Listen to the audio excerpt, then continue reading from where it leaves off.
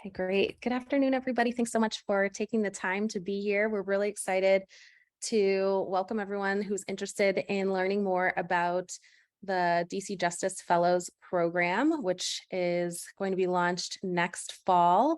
And glad that folks could be here live with us to ask and hear answers to questions about the program, but also glad to be recording this and sharing it for people who are in the throes of final exams and need to look at it later before applying.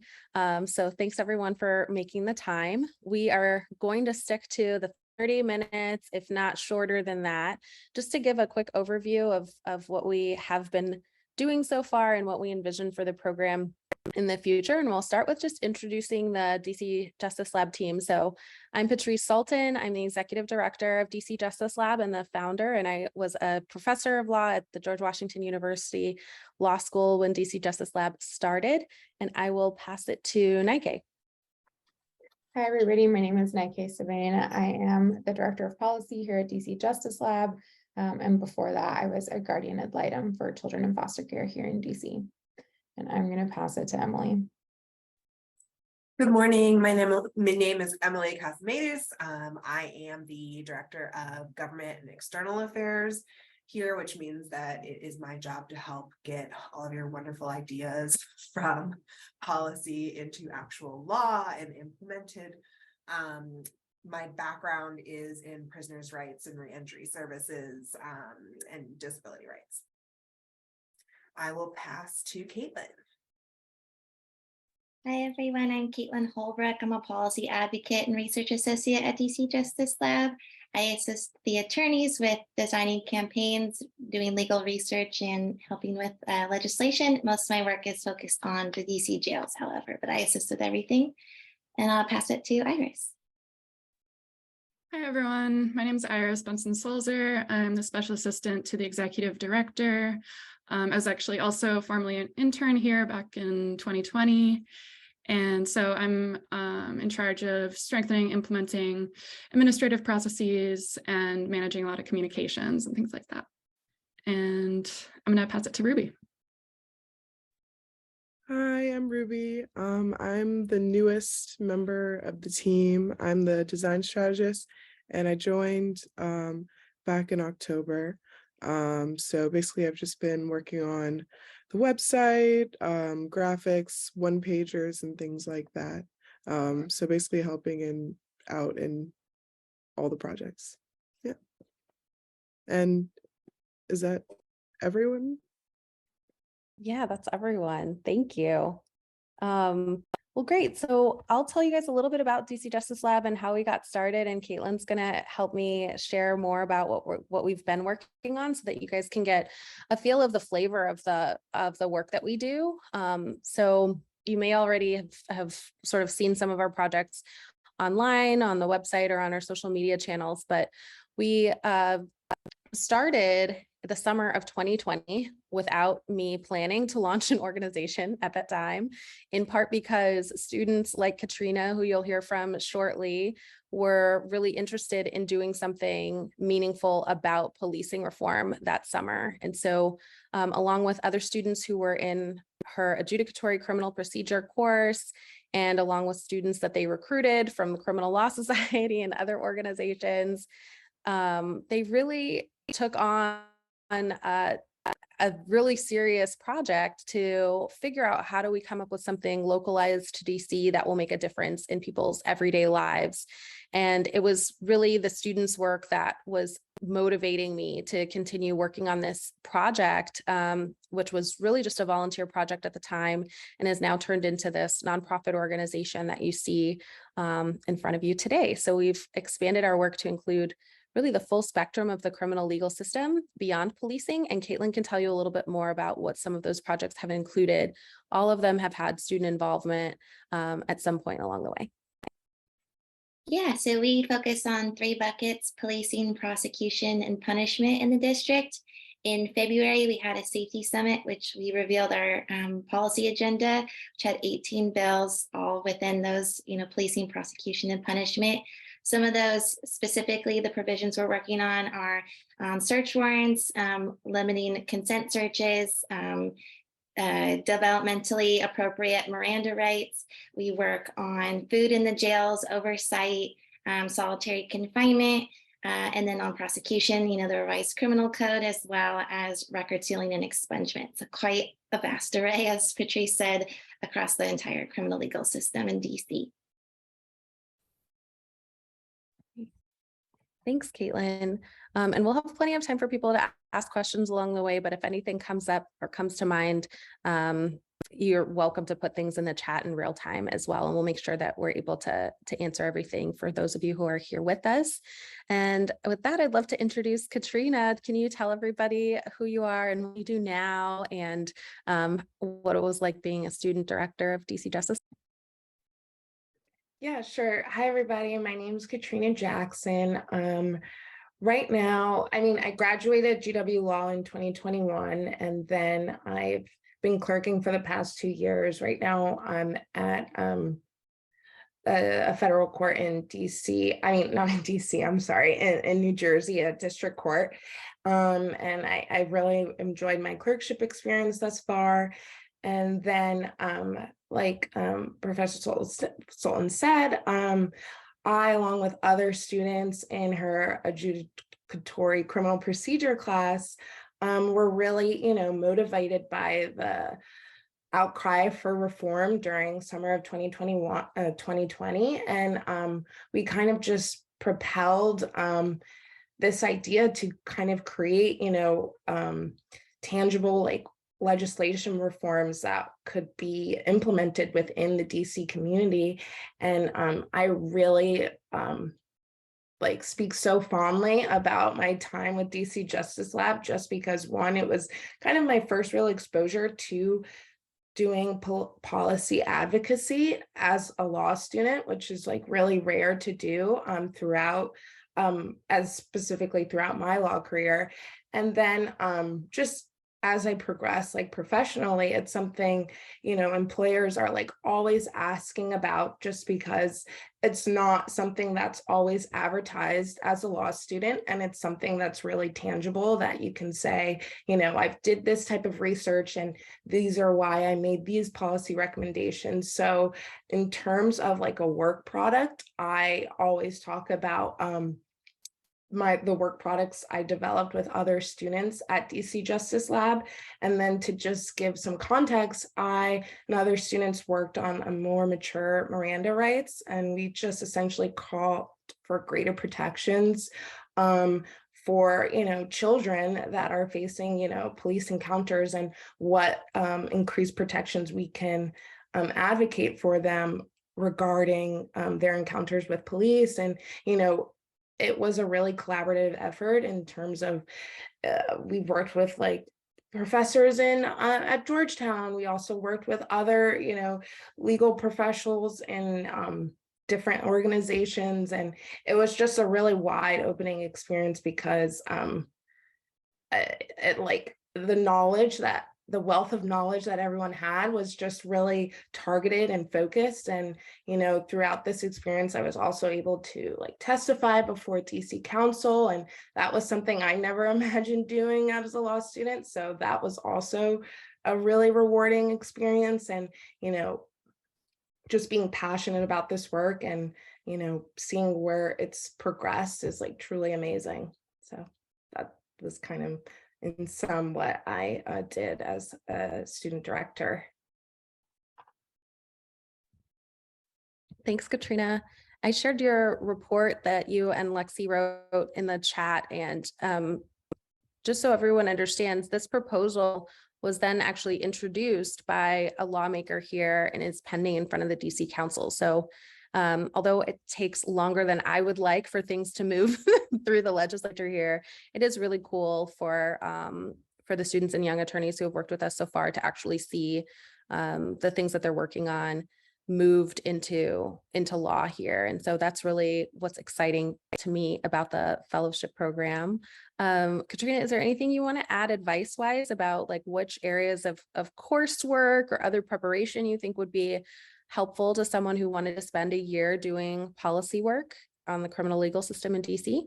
Yeah, sure. I would definitely say, criminal procedure and then adjudicatory criminal procedure, because I mean, criminal procedure really focuses on everything leading up to an arrest, and then adjudicatory is kind of what happens after the fact. So I think you really do need both to kind of get a comprehensive picture of what it means to be within the criminal justice system. And then um definitely just kind of taking seminars, anything that would provide like some like research context, like research-based classes. My 3L year, I also took um a data class with Professor Brennan, and that also was really helpful because it kind of it was in line with the work of DC Justice Lab as it focused on like criminal reform and advocacy. But then it also really kind of taught me the skills needed to kind of um, present a lot of research in a really digestible manner, because I think from my understanding and where I hope we are politically and just like in a moment of time is like, I think everyone's aware that there's research supporting these causes for change, but it's really just presenting the research in a way that's super targeted and kind of leaves no room for, pushback. So I think kind of taking classes where you're dealing with a wide ranging set of data points and kind of honing that in and gaining those skills to really present it in a way that's most effective for what you want to do. And then again, you definitely need to have some background in criminal law and criminal knowledge and things like that. All right, thanks, Katrina. I still am just in awe of how much got done that initial summer with so little planning, and with you and Lexi, our other student director, really coordinating not just the Mature Miranda project that you guys led, but all of these other proposals to look at tactics here in DC. And so it's been great to have you as a contributor, and I appreciate you so much staying with your project and helping to see it through. I think it's going to make a big difference for people in DC. So thank you. And thanks for being here with us today to answer questions and all of that as well. Awesome. Yeah. Nike, can I pass it to you to talk a little bit more about how this fellowship thing is going to work? What's it going to look like?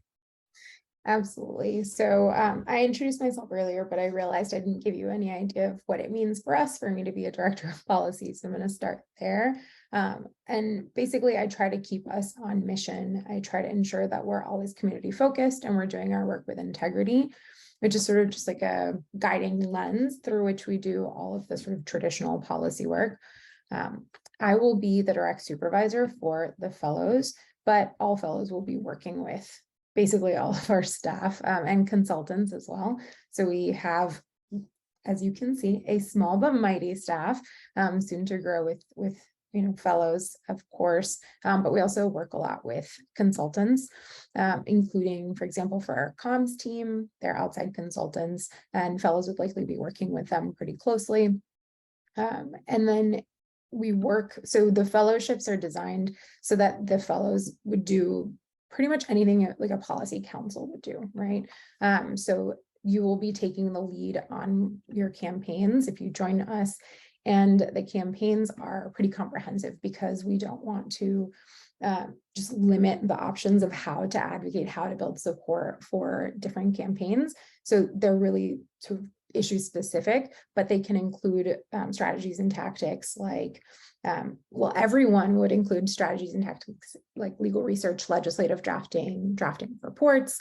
Some would include original research and data analysis, things like anecdotal research, because we very much value anecdotal and lived experience as research and fact and data to support the work that we're doing, not just the numbers, but building support in the community through doing a lot of direct community engagement, public education, and preparing individuals to testify, traditional media like op-eds, or building interest in coverage of the campaigns or the problem that led to the campaign, social media, building support in the council, and we'd be working, the fellows along with us would be working directly with community members with lived experience, direct service organizations that focus on different client populations. So right now we're working with organizations that serve people experiencing homelessness, people who are re-entering the community after periods of incarceration,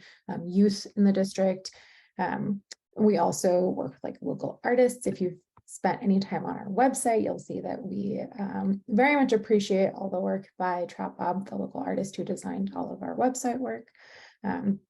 And just we try to be really creative about the ways that we build like knowledge and support and power behind our campaigns. So the fellows would be expected to do, whatever makes sense for their particular campaign.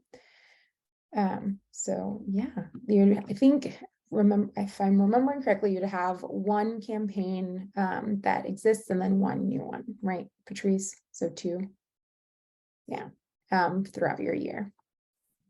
It might be. I left that a little bit flexible because we have a lot of strategic planning to do in the new year, and we'll be setting our agenda in the first quarter. But we know for sure that people will be able to work on their own projects the way Looks like Patrice's internet is shaky, so I'm going to step in here. Yeah, so people will definitely be able to work on their own projects, and I can talk to you a little bit about the fellowship logistics and the application logistics here. As far as the fellowship itself goes, we are requiring that people live in the DC area because this is a DC-based organization. We focus on local issues, and there are lots of in-person events that you're going to need to participate in throughout your tenure as a fellow. There are, for instance, hearings on legislation and community rallies and community education experiences where we're going out and teaching other organizations either skills or information. And so we will require you to be in the DC area. That said, DC Justice Lab was opened during the pandemic and is a virtual first organization. So we do have office space on U Street in DC, but you won't be required to be in the office every day. And as you can see, I think all of us are working from home at the moment, and that's pretty normal. So you'll know when we're asking you to come in for specific meetings or specific events, and we'll have the time to plan that. The interviews for the process for the fellowship application will all be virtual, so you don't have to worry about being in DC in person for those. And the process is detailed on the webpage, but as a highlight reminder, applications are due at 8 a.m. Eastern time on January 17th. Interviews will take place over 3 weeks in February, and then offers will be made during the first half of March. So none of you will be like me sitting 2 days before graduation wondering whether or not you have a job here. I think we are going to move to questions. You can either drop questions in the chat or come off mute and ask here.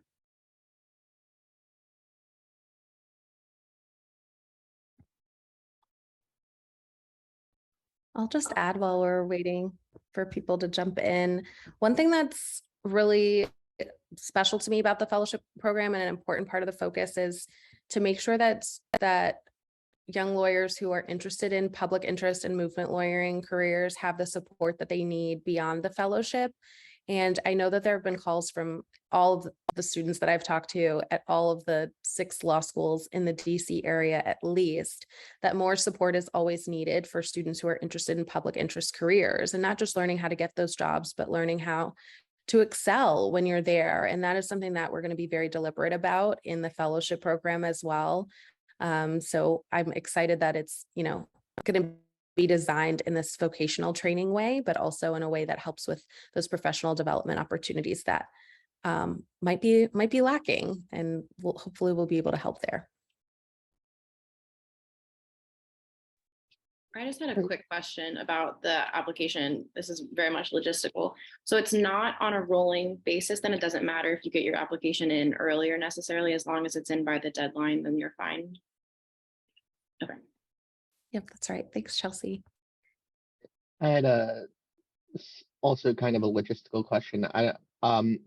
If we had any other questions after this, because I know I just finished finals and my brain isn't 100%, there. who would be the best point of contact to reach out to? I guess if there are logistical questions or, if there are different types of questions, I guess. Yeah, you can email apply@dcjusticelab.org, and then we'll be able to respond to any questions you have there. Or if you call our main number, we're happy to field questions that way also.